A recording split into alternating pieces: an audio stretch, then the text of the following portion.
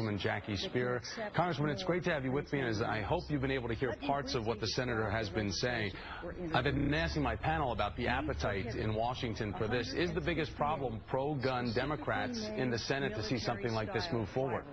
I think it is. I think the NRA is still a very powerful force, and we need to work with them to find a way to get to yes, and that's really our challenge.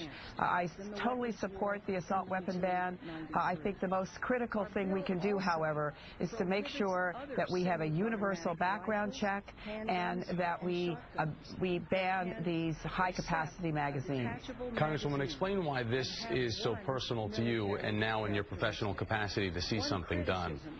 Well, it's personal to me on two levels. One, I carried the assault weapon ban in California many years ago, back in 1989, and feel very strongly about it. And then before that, I was shot in Jonestown, Guyana 5 times, left for dead on an airstrip for 22 hours. So I know the kind of brutality that assault weapons can do to human beings. And we just don't need the slaughter of people in this country because of a right to own firearms, which there is clearly a right to own firearms, but not a right necessarily to own assault weapons. Congresswoman, we also brought you on board today so we'd have an opportunity to speak to you about women in combat.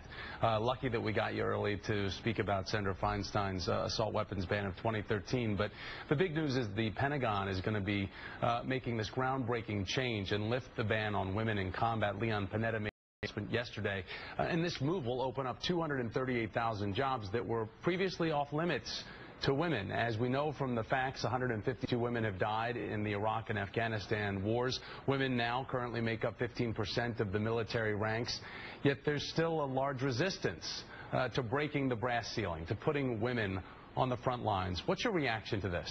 Well, it's great news. You know, 20% of the new recruits are women, and it is clear that women have been a part of the military structure for some time. It's been a distinction without a difference. They have been serving at the front lines. We now have a member of Congress in the House, Tammy Duckworth, who has become a paraplegic for her service in the military. So the time is ripe, and women bring, I think, an added value to our military, much like they do in Israel and many other countries around the world. Congresswoman, I had a chance to see you over the weekend and talk with you about the fact that you appear briefly in the Oscar-nominated film The Invisible War, the timing of yesterday being the fact that there were congressional hearings going on with women who have faced sexual assault within the military service.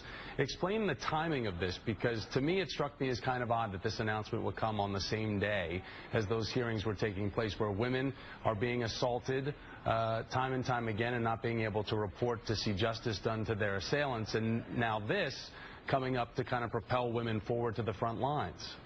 Well, it is kind of an interesting mix of events that have taken place. 19,000 women and men a year are raped or assaulted, and excuse me, only 13% actually report. We have a problem in many places. Lackland Air Force Base was the topic yesterday of the hearing, where we have military training instructors who took advantage of young trainees, 17, 18, 19 years of age, and assaulted them, had sex with them, and clearly we have to do more to make sure that they are kicked out of the military, that we don't have sexual predators preying on young recruits, and that we take seriously the cases of rape as they come forward. I believe strongly that we need to take the chain of command out of the equation, which means that you wouldn't report it through the chain of command, but to a separate entity that would have prosecution investigation power and that would be independent. Right now, the chain of command, your unit commander decides whether or not to move forward with the prosecution, whether to offer non-judicial punishment, and frankly, they are judge and jury with no legal training or judicial training, and it does not work. Yeah, I think a lot of people, their eyes will be opened if they see this documentary again. It's called The Invisible War. Congresswoman Jackie Speier, thanks so much. Nice to see you. I appreciate your time.